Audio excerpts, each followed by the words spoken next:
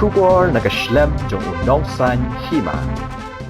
Menteri ke Sarkar Jelau Bakpo Lyngdoh Uloong baka jingmi ban kami ki Jaka hak haput daka asam kum kamukro bat ki weipat ki Jaka kadai namar ba 4 penbet ye uput usam baru kerman batang sudah ban penbet ye ki Jaka haput ka jingkam kanomi syu Bakpo Uloong ye kini aba jubab ye ka jingkeli ki nok thok kubor ha ka si thok ding ka khatneu tarik ulber arajar arpulai halor ka nong rim baka Meghalaya ka yeng namar ka jingkam ka asam lingba menteri rangba Himanta Beswa Sarma ba ka mukro kahap hapo uput usam jong ka asam. Uba Apol Uloong ba Mano menuru la ban ong ni kren ketien hendai ka benta ka ba kani ka sarkar ka don kalong ban peni Mano balong Trai ki Jaka bat na ka benta ban le ya kata don kam ki kot kisla namar ban syukam kum tu kalong ka basuk hendai ka ba don kam kalong ban pen klan ya ka jingkam ya ki Jaka lingba ki kot kisla bat ka jinglong Trai ya ka Jaka. As I said, 6 areas we have finalized discussions on. 6 are pending.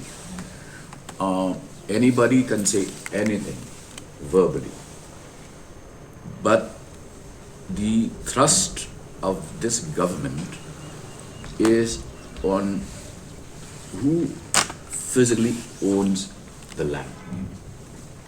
And to do that, we need proper documentation.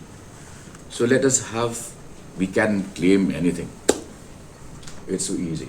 But let's strengthen that claim through documentation and physical possession of the land. That is what we will do. So has the cabinet discussed on the reconstitution of those regional committees to take forward the second phase of border talk? Not today. Today we only made a mention that we have 6 more areas of differences to work on. So what methodology we actually adopt is up to the cabinet. Habakali hatu kani ke jingkam markal yang kan ketak ban ya ke jingya kran pen bet put ha ka wat ka baar na ka benta ki henry tuli ki Jaka baya kaja uba pol Uloong ki jingkam markal yang kimi namar ba 4 la ban pen bet yo put usam henry andala dep ban pen bet yo put kanomi syu kom kani ke jingkam markal yang Uni menteri lapan kan mauru baya ke jela Meghalaya la thau kat kum ki kendon an jo ka parliament ha ka baki khaput jo ka Meghalaya ki dei ki bampat pen scam bat ki badang shulong shipor kat kum ka an ka badon Henry Uloong baka an State Reorganization Act khat khandai spa nyo puwei kala ai Jaka yangi kum ka jela ban pen bet yo put usam kat kum ka jingyat ka jingya kren kum tau ba pol menteri sarkar ubadeiru nong ai ktien ka sarkar MDA ka baar ulai thu baka kenhuan menteri ka sarkar jela kala kren biang halor ki Henry tuli ki Jaka ya ka japut ki badang sa bat ki ki benta ki badai ban buat na ka benta ka jing pen ben ka shong ha ka kenhuan menteri ban khmi benya bat ban shim ya ka rai. But will this claim and counterclaims by the Assam and of course by the Meghalaya, will it not affect the border talks? Since Bukro, it's not even an area of difference. Claims and counterclaims come because the borders are not yet settled.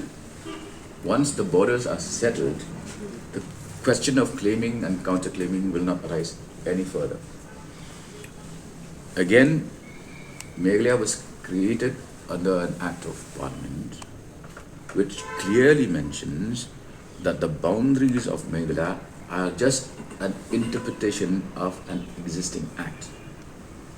So they are temporary, as per that act itself, the State Reorganization Act 1971, which leaves space for us to redefine the boundary of the state based on current discussions. So when can we expect the second round of border talks with Assam to happen?